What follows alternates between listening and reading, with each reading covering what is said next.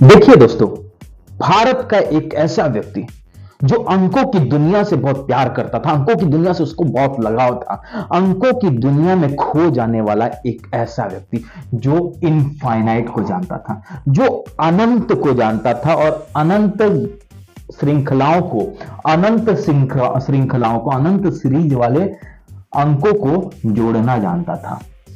एक ऐसा व्यक्ति जिसका यह मानना था कि गणित के जिस थ्योरम में, गणित के जिस सूत्र में आध्यात्म का कोई लेना देना नहीं, उस थ्योरम का मेरे जीवन से भी कोई लेना देना नहीं। ऐसा ये व्यक्ति आध्यात्म और गणित को एक मानता था, अर्थात गणित को आध्यात्म मानता था। और मेरा यही मानना है, गणित और आध्यात्म एक है। अगर आप आध्यात्म को समझ लेते हैं तो गणित को समझना आसान है।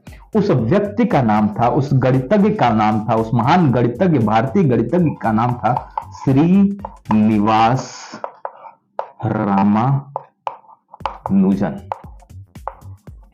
श्रीनिवास रामानुजन, जिनकी कोई फॉर्मल डिग्री नहीं है गणित में, फॉर्मल एजुकेशन नहीं मिला, फिर भी गणित में उनका एक जो योगदान रहा वो अविश्वसनीय रहा। एक ऐसी ही योगदान के बारे में हम चर्चा करने जा रहे हैं। एक ऐसा ही इनका एक गणित में योगदान रहा जिसको आप देख कर या कोई भी देख करके स्तब्ध हो जाएगा, आश्चर्यचकित हो जाएगा।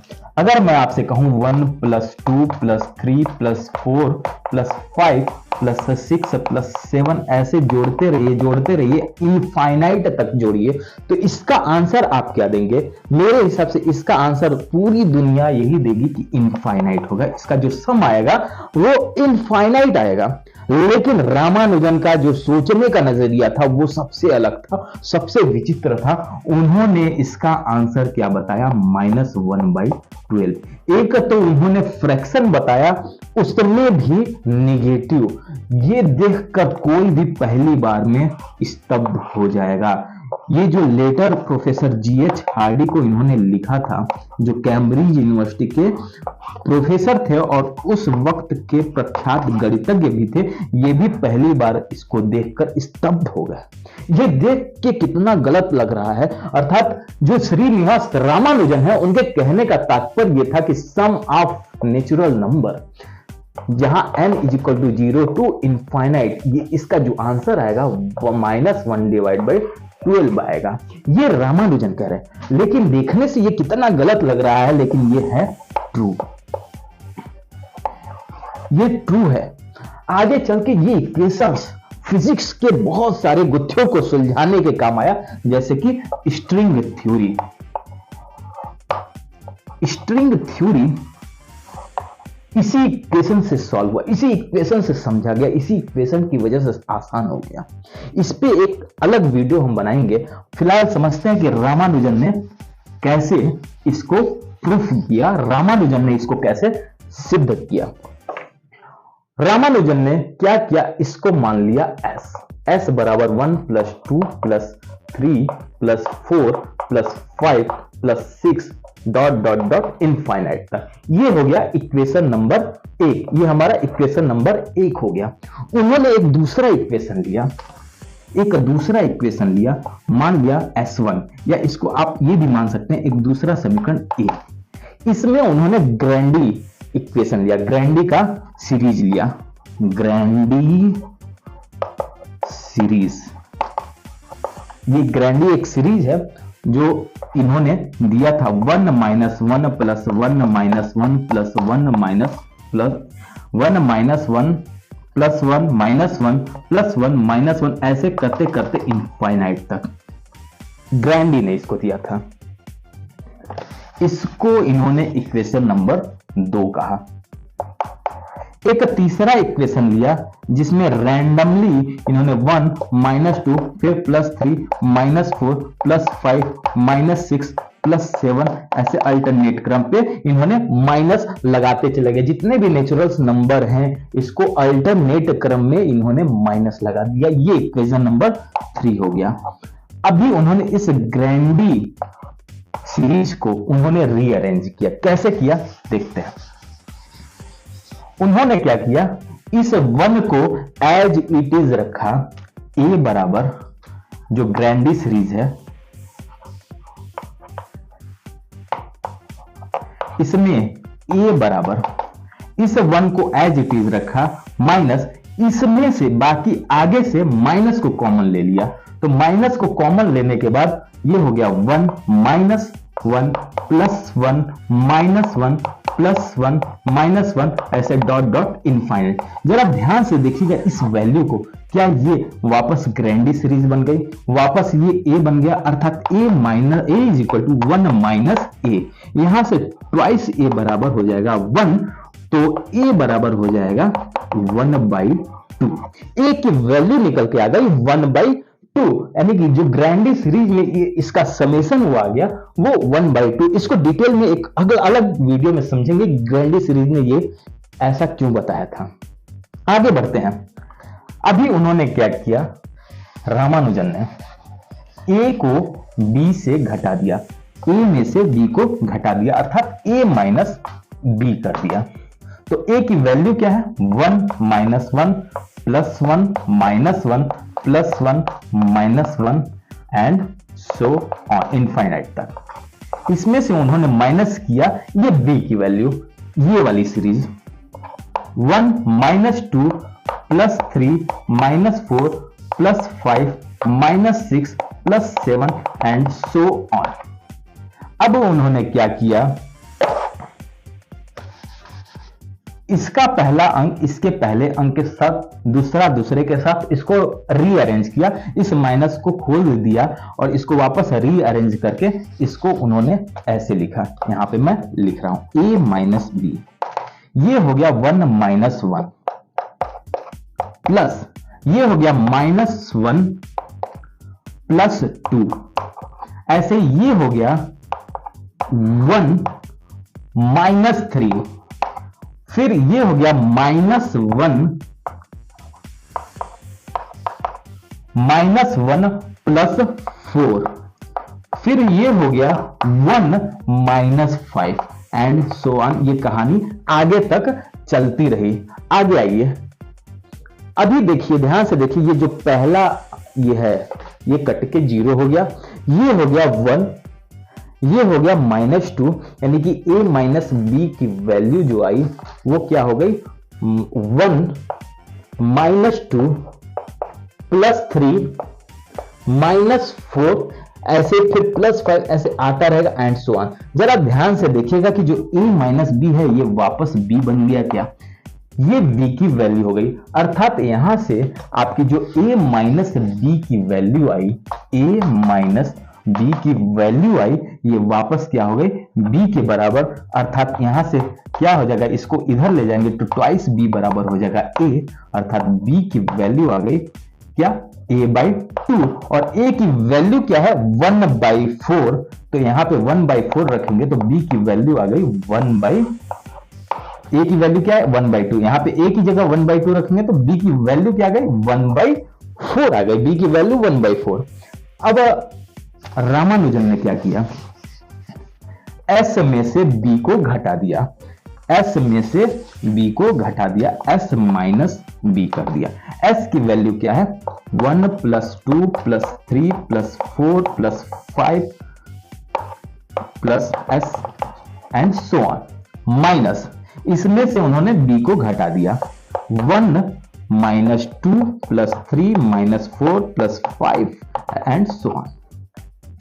अब जरा ध्यान दीजिएगा, इसमें भी पहला पहले के साथ, दूसरा दूसरे के साथ हम सेट करते हैं, तो 1 माइनस 1 हो गया प्लस 2, और ये माइनस माइनस से प्लस हो गया 2 प्लस 2 प्लस 3, और ये अंदर गया तो प्लस का माइनस हो गया -3, ऐसे प्लस 4, और ये माइनस माइनस का प्लस हो गया, ऐसे 5, और ये -5 हो गया, ऐसे ये आता रहेगा एंड सो ऑन। आइए आगे देखते हैं।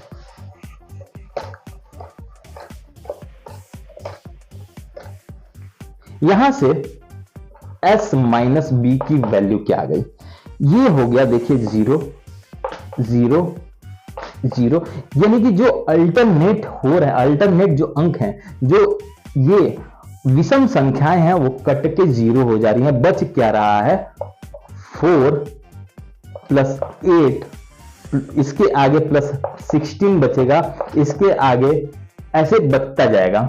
इस तरह से आप देख रहे हैं कि जो संख्याएं बची वो किसके मल्टीपल में है, 4 के मल्टीपल में, ये ऐसे एंड सो ऑन आगे आता जाएगा। तो s माइनस बी, इसमें से हम क्या करते हैं 4 को कॉमन ले लेते हैं, तो अंदर क्या बचा 1 प्लस 2 प्लस 3, सॉरी यहां पे 12 फिर 16, 3 plus 4 plus 5 dot dot and infinite, ये हो गया। यानी कि जो वापस ये क्या आ गया, ये वापस s के बराबर हो गया।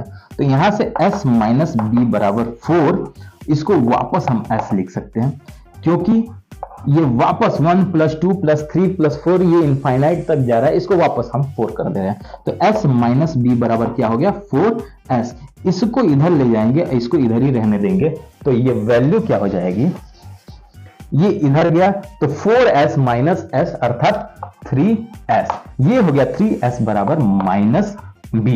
b की वैल्यू हम क्या निकाले थे, b की वैल्यू निकाले थे हम 1/4, b की वैल्यू क्या निकल के आई थी 1/4, ये 1/4 यहां पे रख देंगे तो माइनस 1/4 3s।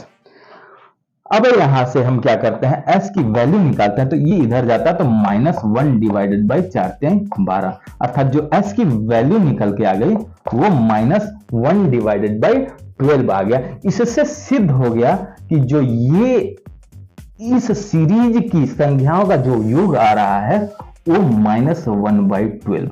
लेकिन गणित के नजरिए से अगर देखा जाए तो ये गलत है, लेकिन फिजिक्स के नजरिए से देखा जाए तो ये 100% सही है, क्योंकि स्ट्रिंग थ्योरी में, जो स्ट्रिंग थ्योरी फिजिक्स में पढ़ाई जाती है, स्ट्रिंग थ्योरी को समझना बहुत मुश्किल था, बहुत आसान हो गया इस वजह से, स्ट्रिंग थ्योरी इस वजह से बहुत आसान हो गया। ये रामानुजन इतने महान थे कि ये अपने वक्त से बहुत आगे की सोच रखते थे। इनकी एक कुल देवी थी, ये बताते हैं कि इनकी एक कुल देवी थी जिनका नाम था नामगिरी थायर। ये इनके स्वप्न में आके एक अजीब अजीब के इक्वेशंस लिखा करती थी, जिसको ये सुबह उठ करके वापस अपने नोटबुक में लिख लिया करते थे। अर्थात हम ये कहना चाहते हैं कि गणित और आध्यात्म अलग अलग नहीं है। ये मरने से पहले ये 32 साल की आयु में ही इनकी मृत्यु हो गई थी, 32 साल की ही आयु में इनकी मृत्यु हो गई थी। और मरने से पहले इन्होंने लास्ट जो पत्र लिखा था प्रोफेसर GH हार्डी को, वो पत्र था मॉक थीटा फंक्शन के बारे में। मॉक थीटा फंक्शन के बारे में ये इतना जटिल था कि ये आम गणितज्ञों को समझ के परे था। ये लगभग 1919 ईस्वी में ये लास्ट उनका लेटर था, जो कि मॉक थीटा, ये डिकोड होते होते बहुत वक्त लग गया और 2002 में इसको बहुत अच्छे से समझा गया, जिसकी वजह से ब्लैक होल को भी समझ पाया गया, जिसकी वजह से ब्लैक होल को भी समझा गया। और यही नहीं, जो मॉक थीटा फंक्शन है, मॉक थीटा फंक्शन है, ये क्या है, असंख्य गणनाओं की समस्या का समाधान, अनंत गणनाओं की समस्याओं का समाधान करने में ये जो मॉक थीटा फंक्शन है सहायक निकला। दूसरी चीज, ऐसा जिसका ग्रोथ पैटर्न समझ में न आए। जैसे मान लीजिए कोई कैंसर का पेशेंट है, अगर उसको कैंसर हो गया तो उसकी कोशिकाओं में जो वृद्धि होगी वो पैटर्न को समझना बड़ा मुश्किल है। तो ऐसे पेशेंट के इलाज के लिए किस खुराक में कितनी मात्रा में जो दवाई देनी है उसको भी इसी मॉक थीटा फंक्शन के द्वारा समझ पाना आसान हुआ। तो आप समझ सकते हैं कि गणित और आध्यात्म और गणित और भारत ये एक दूसरे के कोटिपूरक है, अर्थात गणित का विकास ही भारत से हुआ है, पूरी दुनिया में फैला है। और आध्यात्म की बात करें तो ये जो भारत देश है इसका आध्यात्म से ही संबंध है, अर्थात जो गणित का केंद्र है वो आध्यात्म है और आध्यात्म का केंद्र भारत है। इस तरह हम कह सकते हैं कि भारत से ही गणित पूरी दुनिया में फैले।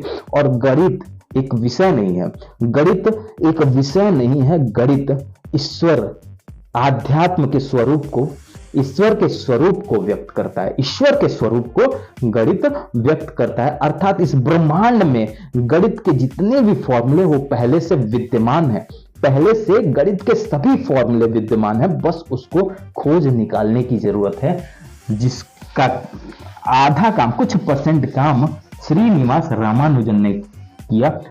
और मात्र 32 साल की आयु में ही इन्होंने 3884 थ्योरम या लगभग 3900 थ्योरम्स इन्होंने इस दुनिया को दिया। 3900 थ्योरम्स, जिसमें से आधे से ज्यादा थ्योरम्स आज भी डिकोड नहीं हो पाए। अगर वो डिकोड हो जाते हैं तो गणित और भौतिक विज्ञान को एक नए आयाम तक हम ले जा सकते हैं, एक नई ऊंचाई तक ले जा सकते हैं। लेकिन अफसोस वो इतने जटिल हैं कि आज भी गणितज्ञ इसकी गुत्थी को सुलझाने में लगे हुए हैं। तो ये थी रामानुजन की। और दूसरी चीज, ये जो समेशन है ना, इस समेशन को कहा जाता है, इस समेशन को कहा जाता है रामानुजन समेशन। इस समेशन को हम कहते हैं, इसको कहा जाता है रामानुजन समेशन, या दूसरा इसको रामानुजन पैराडॉक्स के नाम से भी जाना जाता है। रामानुजन पैराडॉक्स। पैराडॉक्स क्या होता है? विरोधाभास। मतलब देख के लग रहा है कि कितना ये विरोधाभास है, लेकिन ये फैक्ट है। तो रामानुजन समेशन या रामानुजन पैराडॉक्स के नाम से ये इक्वेशन को जाना जाता है, इस सीरीज को जाना जाता है। और रामानुजन ऐसे व्यक्ति थे जो अनंत की सीरीज से खेलते थे। अब एक चीज सोचने वाली बात है, यहाँ पे एक चीज सोचने वाली बात है कि भारत में जीरो की खोज हुई जिसको आर्यभट्ट ने किया, और भारत में ही एक ऐसा व्यक्ति जो इन्फिनिटी को जानता था, इनफाइनाइट को जानता था, जो अनंत को जानता था, अर्थात रामानुजन। कहने का मतलब जीरो से अनंत तक सब भारत है, भारत के आगे कुछ है नहीं। जीरो से अनंत तक पूरा भारत, यानी कि गणित पूरा इसी में समाहित है। जीरो से अनंत के बीच में गणित समाहित है। तो इस वीडियो को हम यहीं समाप्त करते हैं। आगे हम और अच्छी वीडियो लाएंगे। हमारे वीडियो को लाइक और शेयर जरूर कीजिएगा, और हमारे चैनल को भी सब्सक्राइब जरूर कीजिएगा कि अच्छे अच्छे वीडियो हम लेकर आएंगे, हम जरूर लेकर आएंगे। तो मिलते हैं अगली वीडियो में, तब तक के लिए नमस्कार, धन्यवाद, जय हिंद, जय भारत।